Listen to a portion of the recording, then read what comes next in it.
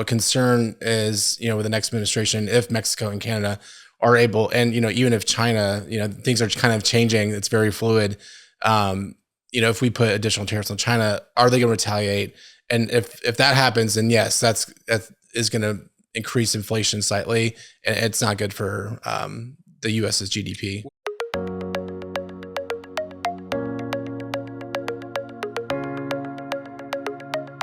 Welcome to the Wiser Retirement Podcast. Are you curious about how Trump's economic policies will impact your portfolio? I'm Casey Smith. Today I'm joined by Andrew Pratt, Wiser's very own king of data. Each week we bring you practical advice on retirement, investing, and planning for your financial future. Don't forget to subscribe on Apple, Spotify, wherever you're listening to this podcast so you don't miss out. Let's get started. Hey, Andrew. Good morning, Casey. So this will be an interesting topic, and I want to make sure that we're really clear. I mean, we're doing this the post on Inauguration Day. So happy Inauguration Day, everyone. We're not necessarily endorsing Trump as a candidate, although we may or may not have voted for the man. But the reality is Donald Trump is going to be our president. Yep. And so we have to be able to navigate through his trade policies and tariffs and things like that going forward. I think I'm very excited. I see people that are being proposed for cabinets that are my age and not like 150 years old. And we've always done it this way, and this is how we do it. And I'm very concerned about 10 years when 75% of our taxes. He's definitely mixing it up. 75% of our taxes are going to go toward just paying our minimum interest as a financial planner. That's not a good thing. If it was our own personal finances, that would be detrimental, right? Right. So I think that we have a 2-year time frame of doing some radical change. If you look at GDP, how much of that is actually just government spending and has nothing to do with the free market is kind of scary when you think about it. It is.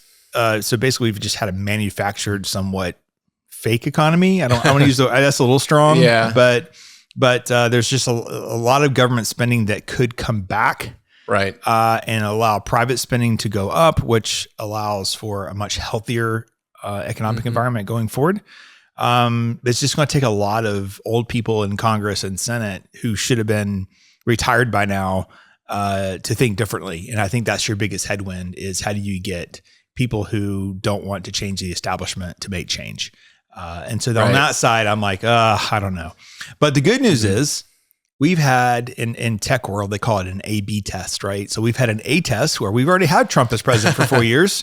And we've had Biden for 4 years, and people overwhelmingly chose a Trump economy versus Biden economy. So we'll see if that follows through. I think the chance of things being very positive also rely on Trump not being a buffoon when it comes to the pettiness that we had during the first administration. Yeah, and I think just not being quick-minded, and if there's something that's not working, just being short-sighted and maybe try to let things play out. Not saying that that's happened before, but if something is not coming to fruition as fast as he expects, maybe just try to, pause and see if the policy, because you don't want, any of these new radical, I'd say radical, but these kind of outside the box changes to, you kind of want to see if they will play out and not to keep changing things, because that's not going to be good for the economy. It's very interesting. The Elon Musk dynamic this time around. I don't know that in the first administration, they were very friendly. I don't think they were. No. The second administration, we've appeared to be obviously on much friendlier terms. And I think that Elon brings the younger generation, and what he's done in electric cars and space is absolutely amazing, right? And so I think that should have a positive effect, partially because the man doesn't need the U.S. government. In some cases, he's probably more powerful than any one single politician, right? Maybe even the president on some days, right?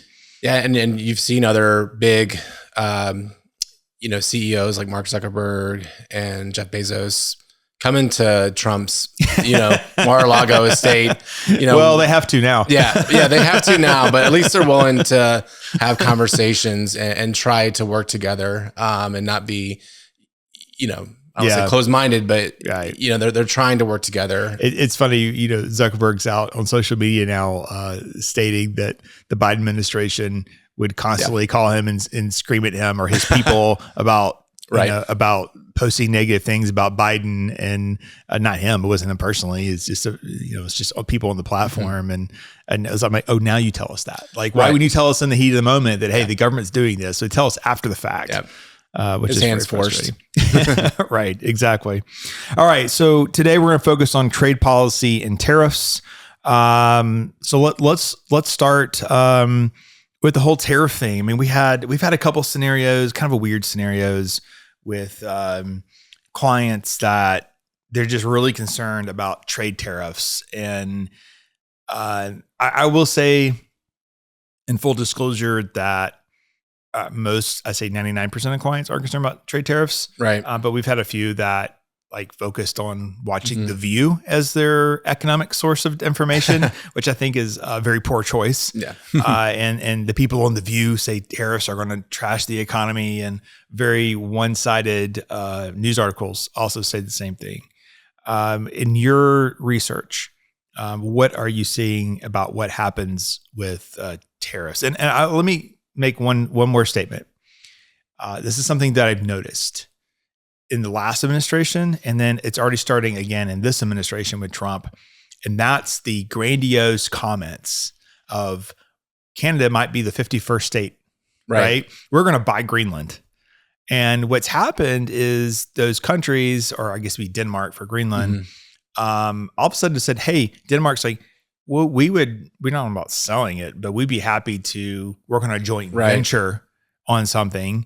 Canada's like, hey, how about we use some of our resources for oil, and we could help you with that, right? So sometimes you come in as and I've done this before in times when I've had to negotiate business deals not related to Wiser per se, but the private equity fund that we had many, many years ago. Is you walk into the room as the craziest person in the room, and people look at you, don't know how to take you, and they become a little fearful. Right. And you use that advantage to then negotiate your position, which is usually somewhere in the middle. And so I see Trump doing that constantly, where he says crazy things and people take him verbatim.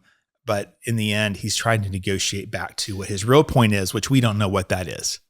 Right? Yeah. I mean, as you said, he is more taking more of a business approach to this. And I think, ultimately I think he knows. And I mean, he is a smart guy. He has smart people around him that tariffs really aren't good, for the economy. And they don't really work. I think he generally is trying to use it as a bargaining chip. And, we've seen a few things already, like there's a Chinese auto, manufacturer plant that was shut down in Mexico. And then I think the Mexican president has sort of put some more restrictions on immigration. So I think, he is using tariffs more as a bargaining chip.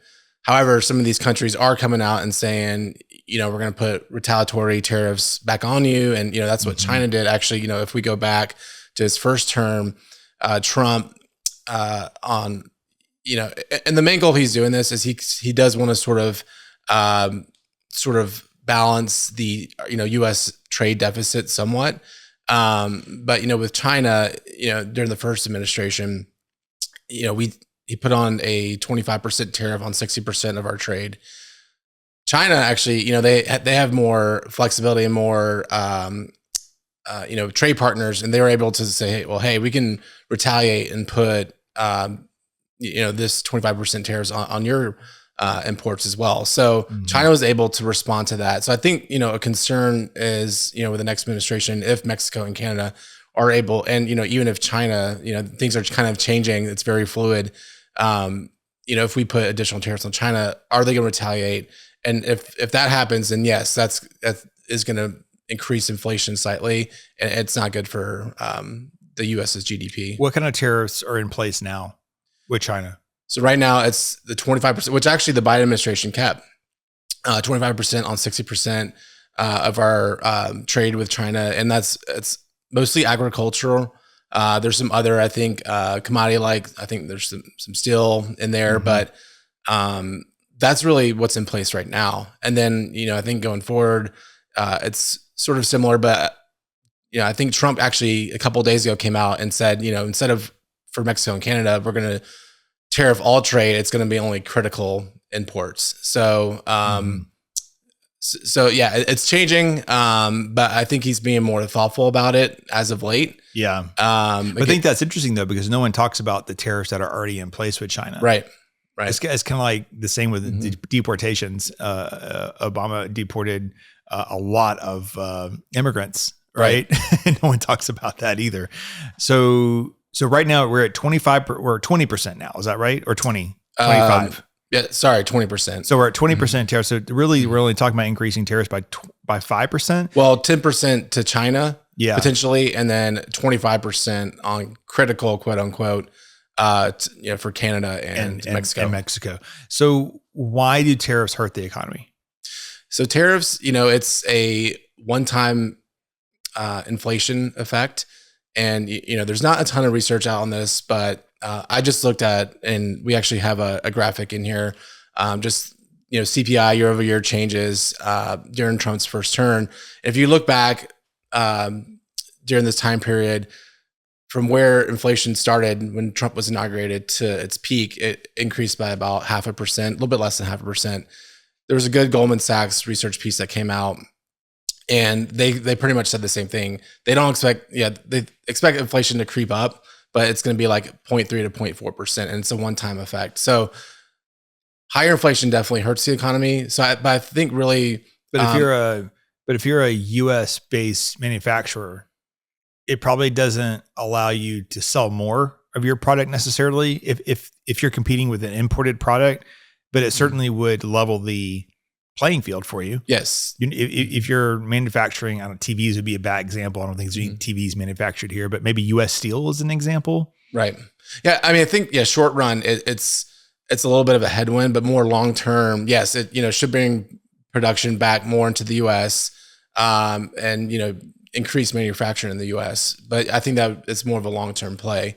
Yeah. Well, it takes a long time to bring those things online. I mean, we're still working on a chip plant, right? In the U.S., it's taking a very long time to develop. But and I think, as we've seen, there's been a lot of volatility in the market since the election. And I think the markets are pricing in, this potentially higher inflation based on Trump's comments. And so I think a lot of that's baked in. I think what could really, be, I don't want to say detrimental, but, cause more volatility is unexpected inflation or, whether it's more tariffs, if he's not able to use it as a bargaining chip, as we think he could.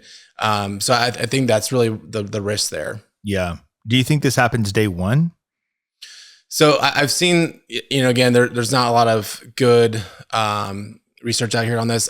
From what I've seen, I think several things. Yes, that could happen on day one, or it could be a discussion point, because I think, and I can't remember the exact name, but it's the U.S. Mexico Canada, I think, Trade Act is supposed to be revisited in, I think, 2 years, 2026. So I think for one article I read, it could be like negotiation points leading up to that. So maybe that happens, or maybe it's like a partial. Who knows? I guess we'll see. But because when he was in office the first time, he renegotiated NAFTA.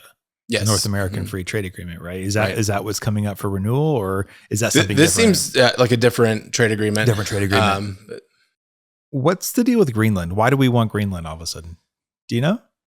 There's a lot of good natural resources there. I think the U.S. is sort of eyeing it as a good strategic position globally to have, I'll say a base, but like, why would we presence. But why would we have rights to it? Well, I think we're trying to purchase it from Denmark and make them, a territory, or, if they want. But, I think from what I've heard on the podcast I listened to this morning is Greenland actually, they want freedom from Denmark and the U.S., but they're willing to more work with the U.S. But I think they see the U.S. as a better partner just from an economic growth standpoint, because I think they have, again, have a ton of natural resources that are not being, whether it's being mined or, they think the U.S. could bring a lot of, whether it's investment or so they are territory resources to them. Yeah. Are they a territory of Denmark right now? So as of right now, yeah, I think they're considered a territory, but they're technically under the Denmark government. Let's talk about economic impact. You think it could be neutral when it comes to tariffs?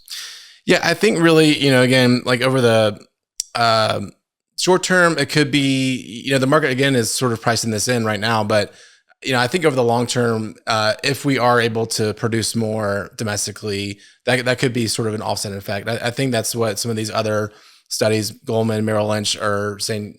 Maybe a slight hit to GDP. And again, this is one factor. There's lots of factors to GDP, but a slight hit to GDP in the short run, 1 to 2 years, but over the long run, it's going to be a net neutral effect. Yeah. What do you think about GDP? If we're supposed to be trimming the government and cutting out all the fat, you think that would have a negative effect on GDP as well? I mean, if we're not doing $8,000 soap dispensers across the country, that $8,000 went to somebody's pockets, right?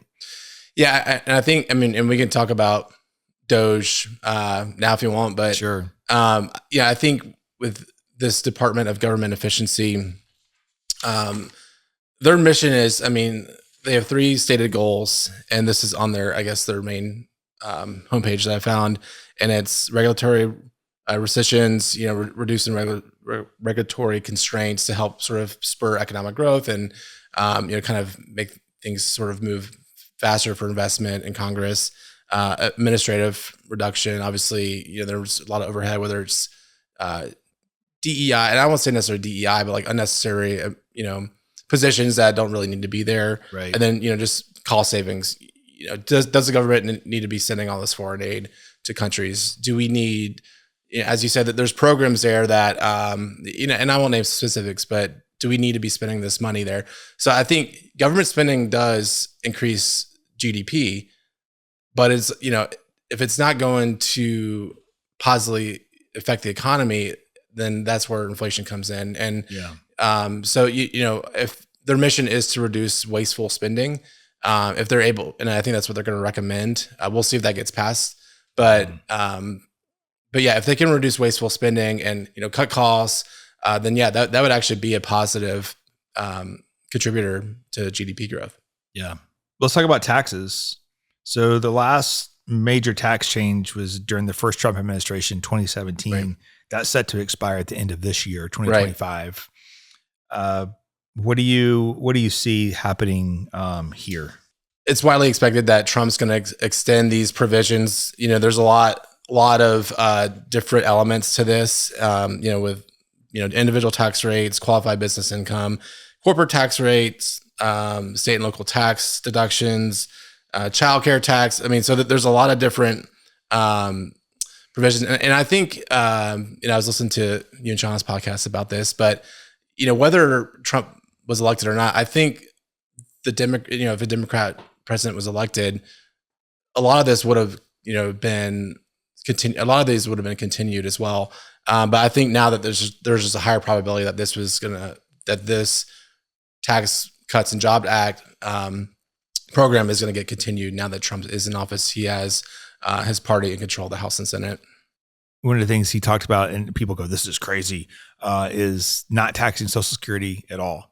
Right. So I did my own little research on that. You did as well. Mm-hmm. But taxing Social Security only equates to 1 to 2% of the total revenue of the U.S. government. It's a very, very small percentage. Yet the people, only half the people who take Social Security are being taxed anyway. Right. So I don't know. I think a middle class retiree is still paying tax on Social Security. Yeah. So it's a small drop in the bucket for them to not have to pay that tax, but it's certainly beneficial. But you do kind of wonder, does that cause inflation? If people have more money to spend, most likely they're going to spend it.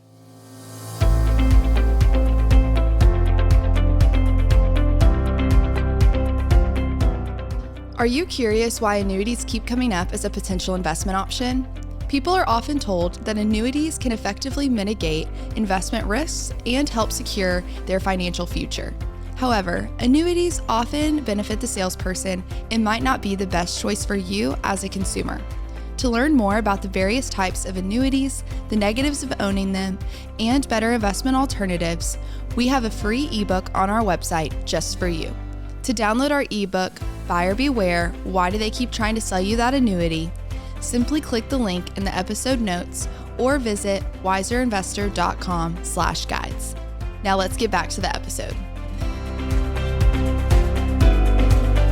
As we may remember or have seen at one point in our lifetime, GDP equals consumption plus investment plus government spending plus net exports.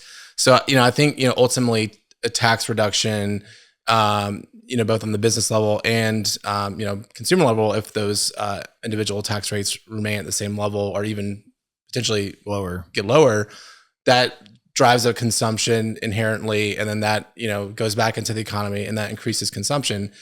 And consumption is about over 2/3 of our GDP. So that would be very stimulative to economic growth. And then also going back to, tax cuts. So Trump has come out, he lowered, I think, this was the first time that corporate tax rates were lowered in a long time. I can't remember the exact date, but maybe even back from the 50s. But corporate tax rates have been held constant around 34% for a long time. Trump actually cut that to, I believe it was, 21%.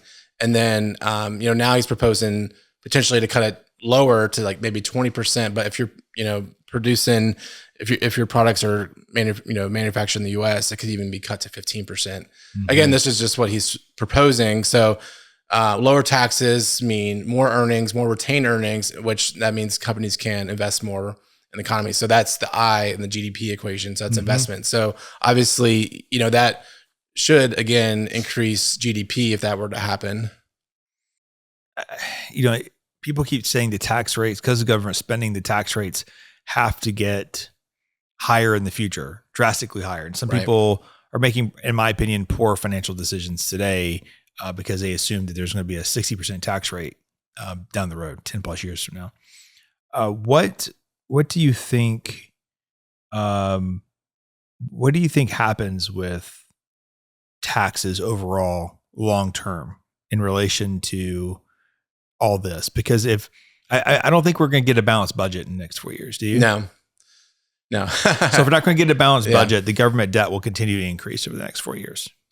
Again, I feel like Trump would pivot if it's just say, whether it's if he cuts tax rates for individuals and business owners, and then just say like that happens, but then DOGE, just say they're reduce government spending too much, and that's not really sort of helping, whether it's economic growth or balance the budget somewhat. I feel like he would pivot to some degree. So maybe he would walk back, policies in different areas.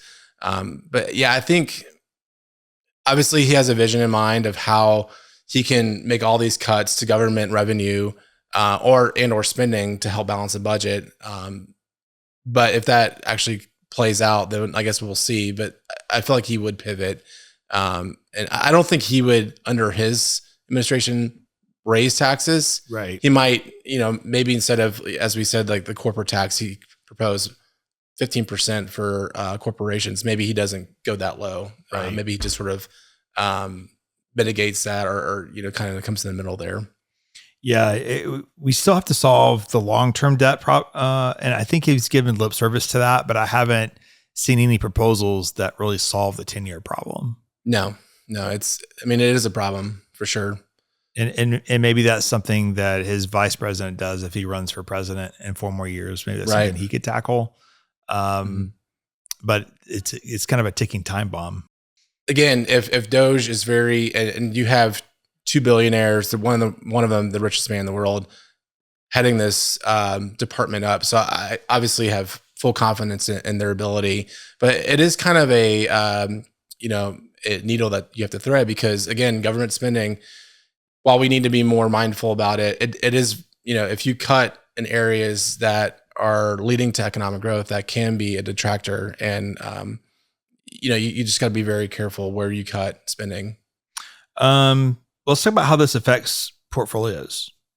So how do you manage portfolios through what could be some radical changes in how we approach things in the U.S.? I would say in general, we're just going to stay the course. We have a long-term vision and mindset on how we construct portfolios.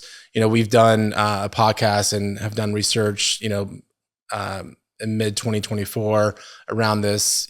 You don't want to time the market, because time the market's very difficult. And if you're tactically trading, moving in and out, you have to make 2 calls. And, studies have shown, going back to like 1950, if you stay invested, no matter who the president is, Democrat or Republican, you've averaged about an 8% annualized return. If you, stay invested only when a certain party, is president, that return is drastically lowered on an annualized basis. So, just from that research, we want to make sure we stay invested and sort of tune out the noise. And so overall, it's just want to stay focused on what your goals are, financial goals, and in the long term. But just really just how it will impact the portfolio. I think, again, just kind of the short term, it's going to be, a little bit of headwind, although equities can generally pass through inflation. But I think it will be a little bit more volatile market, just because Trump's going to try to get his cabinet in place. He's going to try to, he's going to try to make some drastic changes to how things are run in the government. So I think it's going to take a while to sort of, for him to shape things how he wants it, and for them actually to start producing results. So I feel like there could be some volatility around that. But I think in the long term, obviously lower tax rates are stimulative to economic growth on the corporation and business side. And then if Doge actually does a good job, that could actually help too. So I think they're at least, as you said, lip service to some of these big problematic areas, and hopefully can address them. And GDP, there's no really correlation with GDP and market performance. Just because you have an increasing GDP and the economy overall is doing really well, it doesn't mean that the market is going to follow suit necessarily. There's other risks that are out there. Yeah. I think, and I probably should look into this. I think generally the long-term trends are intact, but there could be short-term, blips or, interest cycle, business cycle. I think it was William events. Bernstein that said the stock market is, in the short term, is a voting machine. And in the long term, it's a weighing machine, meaning that there's lots of volatility, people voting with feelings, and there's companies that don't make it, but because in the long term, the ones that make it are the ones that are worthy of investing in. Which ones are those? Usually they're all listed in the S&P 500 for the most part. But you can always have things not related to politics. Enron was an example that derailed the market for a short time period. Right. But I go back to, whether he's successful in 4 years or not, people are still going to buy seats on Delta Airlines, United Airlines, American. People are still going to buy Coke. People are still going to travel. Right. It's like our lives are going to continue as if everything is fine. Right. Right. And so those are the companies that you're invested in. You're not invested in any one politician inside your portfolio. Exactly. So, and also too, is the style of investing. If you had loaded up on all green stocks when Biden was president, you're sorely disappointed right now. Right. Yeah. And that's the thing. And I think we've talked about this in the past. It's like and I think part of it too is maybe like a run up. Back in 2016, everyone thought, energy and financial stock sectors would perform the best, but actually I think they were like some of the worst performing sectors. And there might've been, I haven't really looked at this, but I think there is kind of like a run up, pre-inauguration in some of these areas as well. Yeah. I would argue that your oil trade, I don't think that'd be a very good one if you're trying to single that out, because his whole thing is reduce inflation, lower the cost of living for middle-class Americans. Right. And that means lowering the price of oil, not increasing the price of oil. Exactly. Are you talking about Trump? Yeah, I mean, he wants to. And typically, it's the wars of all the other politicians that have pushed up oil prices, not anything to do economically, right? Yeah, and if you think about supply demand, I mean, and although I've seen that production has actually been still very high in the U.S., we just haven't really kind of doesn't really feel like that, but. If Trump sort of puts more production online, because I think Biden did use a lot of our strategic petroleum reserve. Yes. So the reserve is way down, which is bad. But right. But if you but the Biden administration, when inflation got really bad, they had no choice but to drill, baby, drill. Right. Right. Exactly. So the last half of his administration, actually, you got to give credit there that they actually did start producing more in the U.S. Yeah, and if Trump does, ramp up production anymore to, just say to fill the strategic petroleum reserve, then that's, obviously more supply. And if there's more supply, that means prices go lower. So that's not really, as you say, good for energy stocks. Right. Exactly. It's funny because when you talk about, hey, what do you do in all these cases? People are expecting to say, this is what you do with your portfolio. You got to switch this and you got to switch that. And you have to be on this side and you have to hedge this. And you all these really fancy words. That's not how it works. No. I was telling someone, I guess I was talking to our team yesterday, and I said, guys, portfolio management is really simple. Mm-hmm. The formula is really simple if you want to be successful. Unfortunately, the behavior that you have to have is really hard. It is. And that's the value of financial advisors, to make sure you're having the right behavior and not focus on doing the wrong actions. And so it's just easier for some than others. Human nature typically sets in at some point, and you have self-doubt on, is this the right strategy? Am I doing the right thing? Market's down over the last month. People are, hey, should I be moving more to bonds? Well, no, you shouldn't be moving more to bonds because the market's down. In the short term, you're taking losses in order to buy bonds that are more higher in price right now, right? So that's sell low, buy high doesn't make sense to me. You need to look at these. If you're still working, these are opportunities. If it's a volatile market, I hope that it's really down on your payday. And then when you get your paycheck, then that percentage that went into the 401k plan, you bought more shares, because in the end, you want to buy as many shares as you can. If the market's down, you get more shares per dollar. They pay dividends based off of how many shares you have, not how many dollars or what the price of the stock is, right? So yeah, if you're retired, it's a little different game. And the portfolios are built differently, and the cash reserves are higher, and there's different strategies there. But when you're building wealth and you're in the wealth creation stage, I mean, you don't want it to be horrible to where you lose your job. But hey, a good 10% sell-off is a great opportunity to pick up massive returns over the long term. And people, we aren't wired to think that way normally. I'm just a guy that went through the financial crisis in 2007, 8, 9.